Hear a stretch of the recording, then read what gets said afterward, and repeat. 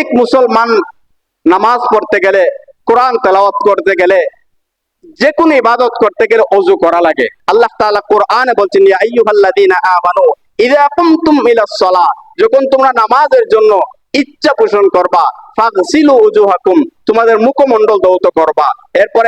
এরপরে কি করবেন? ওয়া আইদিয়াকুম ইলাল মারাফিক, হাতের কনু সহ আপনি ধৌত করবেন। ওয়ামসাহু বিরুউসিকুম, মাথার 4 ভাগের 1টি ভাগ মাসাহ করবেন। ওয়া আরজুলাকুম ইলাল কাবাইন, পায়ের গোড়ালি সহ আপনি ধৌত করবেন। এটা হচ্ছে গোসলের ফরজ 4টি। অনেকে জানেন কিনা জানি না, 4টি গোসলের ফরজ। একটি মুখমণ্ডল ধৌত করা, হাতের কনুই সহ ধৌত করা, মাথা 4 ভাগের 1 ভাগ মাসাজ করা এবং পায়ের গোড়ালি সহ ধৌত করা। সুন্নাত রয়েছে গোসলের, অজুতে কিছু সুন্নাত রয়েছে। 1 নাম্বার হচ্ছে মেসওয়াক করা, অজুর সুন্নাত। মেসওয়াক করা নবীর সুন্নাত। আল্লাহর নবী সাল্লাল্লাহু আলাইহি ওয়াসাল্লাম, বুখারীর হাদিস, নবীজি বলছেন, আমার উম্মতের জন্য যদি কষ্টবোধ আমি না করতাম, তাহলে প্রত্যেক উম্মতের জন্য আমি মেসওয়াক করাটাকে ওযুর জন্য ফরজ করে দিতাম। মেসওয়াক করা এতই ফজিলত। নবীজির হাদিস বলছেন, আল্লাহ নবী বলছেন, মেসওয়াক করে 1 রাকাত নামাজ পড়লে মেসওয়াক ছাড়া 70 রাকাতের সওয়াব আল্লাহ তাআলা দান করবেন। মেসওয়াক করা এটা গুরুত্বপূর্ণ একটি সুন্নাহ। এরপরে হাতের কঞ্জি ধৌত করবেন।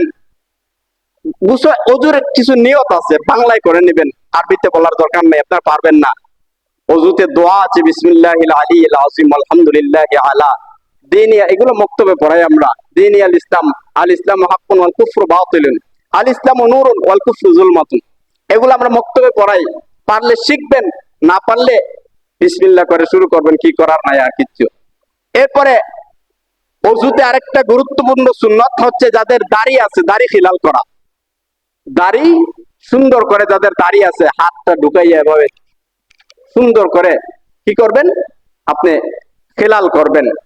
যাদের দাড়ি আছে, মুখটা ধৌত করলেন, মুখের অংশ কিন্তু থুতনির নিচ পর্যন্ত, এইটুক পর্যন্ত মুখের অংশ, কানের লতি পর্যন্ত, আরেক কানের লতি পর্যন্ত মুখের অংশ। এখন আমি যে ওযু করলাম, আমার দাড়িটা কিন্তু মুখের অংশ, দাড়িটা কিন্তু আমার মুখের অংশ।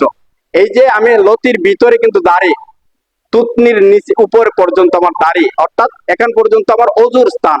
এই যে দাড়িটা, এই দাড়িটা আমার ওযুর স্থান, এখানে এই স্থানটা আমার ওযুর স্থান। এগুলো ভিজতে হবে আপনার, অন্ততপক্ষে খেলাল করে হাত দিয়ে ভিজিয়ে দিবেন, নয়তো আপনার ওযু শুদ্ধ হবে না।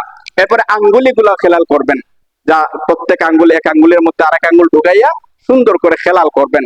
এগুলো সুন্নাত, আমরা অনেকেই করি না। সমস্ত মাথা মাসা করা সুন্নাত, 1 বার করা ফরজ, 3 বার করা সুন্নাত। এরপরে পায়ের আঙ্গুলি খেলাল করবেন হাত দিয়ে, হাতের আঙ্গুলি ঢুকাইয়া প্রত্যেক পায়ের আঙ্গুলি গুলা খেলাল করবেন, যেন আপনার ওযুর বিন্দু মাত্র জায়গা যেন শুকনা না থাকে। আমি দেখছি অনেকেই যখন ওযু করে, দেখবেন কোন ওই এই সিভা জায়গার মধ্যে থাকে, মানুষের শুকনা থাকে, এটা করবেন না। এরপরে ওযু করলো, এই দিক দিয়ে শুকনা থাকে মানুষের, দুইয়া দিয়ে আইলো, এটা ঠিক না। আমরা প্রত্যেকেই এগুলা জানার চেষ্টা করবেন। জানি কিন্তু অনেকেই পালন করি না আমরা। আমরা তো সেই অদ্ভুত এক জাতি হিসেবে আমরা।